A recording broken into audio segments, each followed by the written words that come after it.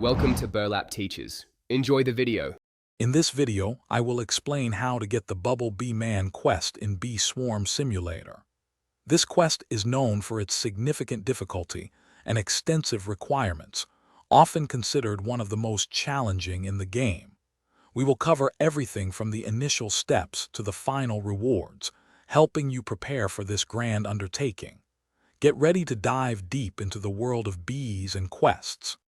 Before you can even speak to the Bubble Bee Man about his quest, there are several crucial prerequisites.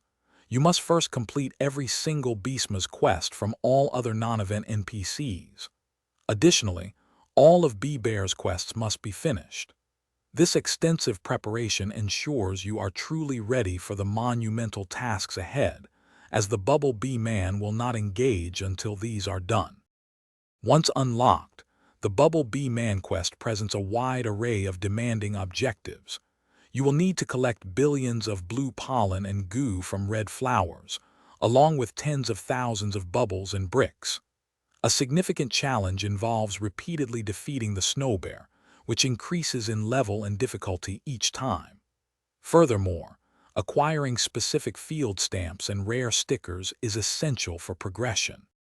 Completing this arduous quest yields impressive rewards, including vast quantities of honey, numerous micro-converters, and useful items such as a nectar tester and soft wax. For efficient bubble farming, focus on smaller fields like strawberry.